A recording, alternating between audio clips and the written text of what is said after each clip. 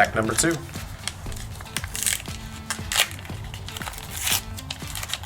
Maybe hopefully some better generics than the last one, because that one was really bad. All right, so we're gonna eliminate the tokens.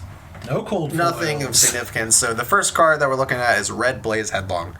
This is an extremely powerful card that we determined earlier. It's going to be really hard to beat. That's a solid pack one, pick one. But here we have another very solid pack one, pick one. We got choices. Premier Red Brothers in Arms as a popper. Yellow and sigil allowing you to stay open sigil of protection. I think we're going to be reviewing this one significantly lower than everything we've seen so far.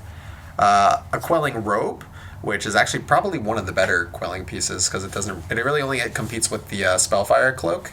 And the Sandakai, right? So I think it might be the worst quelling piece. Yeah. Maybe you're right, actually. Because both chests are incredible. Yeah, so we're going on to the rares here. We've got a Yellow Flex. I think at this point we're not even close to competing with Blaze Headlong and Brothers in Arms. But here's a red Sigil of Permafrost, which we all agree this is extremely powerful card. So I want to highlight something on that red sigil. Yeah. You don't pack one, pick one that, almost certainly. Probably if that wheels, you just go Icelander. I think that's a very good observation. If this comes around, you pretty much know where we're at this If you're point. hoping that this wheels and you see this on the wheel, then we're probably incentivized to take the Brothers over the Blaze Headlong. I think we're incentivized to take the Brothers anyway. I think we're pretty much between these two. Nothing's swayed us from here yet, but this is probably pulling us in that direction. But a blue Rise from the Ashes is interesting.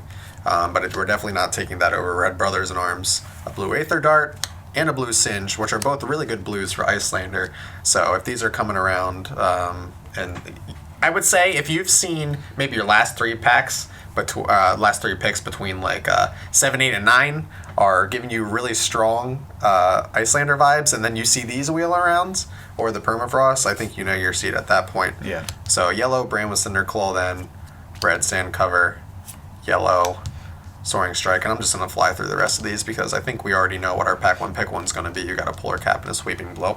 I think you're always taking Brothers in Arms here. Like there's no question. It's a shame to give up the Blaze Headlong because this is an extremely powerful card for a Draconic, but this is one of the best poppers in the game. It keeps you open in a pack one pick one. I think this pack just sold itself. At common, that might be one of the best, if not the best pack one pick one you can see. For sure. Keeps you fully open. Yep. Has game into every matchup, particularly Dromai. I mean, what else do you want to see? You're very excited to get this one in your first pack, I think.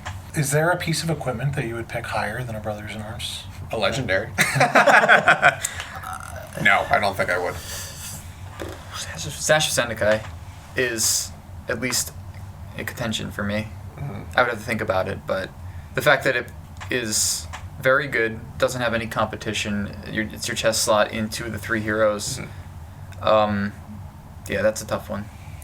I will say you are more likely to get a playable chest than you are to get a popper based on the numbers that we ran. Yeah. Are you more likely to see another Sash of Sandakai? Probably not. No. But do you think the Red Brothers in Arms is going to win you more games than the Sash of Sandakai? I guess is the question. No. And if you Sash of Sandakai, you're also not necessarily going to play it if you end up in the Icelander seat. I think Sash is going to be good in every game, and Brothers is, while probably played in every matchup, only very good against Dromai. Sure. I don't disagree with that. So Sash of Sandakai might be in contention to being picked over a popper then. I could see it. Okay. I don't think I disagree with that. I think personal preference for me as a drafter, I would take this over the Sash of Sandakai because I prefer to stay open for, Now, when you not saying that Sash, you can't still stay open even if you take the Sash, right, obviously, but I think... But you're giving up a pick, and you know how much giving up a pick costs if you end up not playing that card in your deck. I think I value the popper very high, knowing how few of them there are going to be per box. I think I'd be swayed by Erase Face over the Sandakai, but not Brothers. Well, now we're talking about Majestics, right? So. Well, you said a popper, so. Yeah, okay. Sure. All right. I don't disagree with that. What about a Thaw? Yeah. Brothers in Arms it is. Pack one, pick one. Thank you so much, gentlemen. Yep. Well, thank you guys so much for all the filming today. We filmed our Uprising set review for Limited, and we did a couple of We cracked a couple of packs to check out our Pack 1 Pick 1s after an exhaustive set review. But yeah, thank you so much for checking us out. Owl Central Games. Like and subscribe. Share this around. Find our Twitter handles in the description.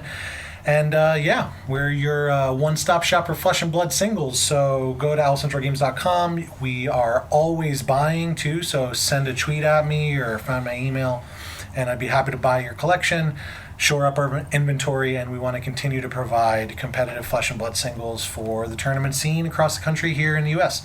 So thank you so much for tuning in, and hopefully you get to know us a little more soon. Thanks for watching.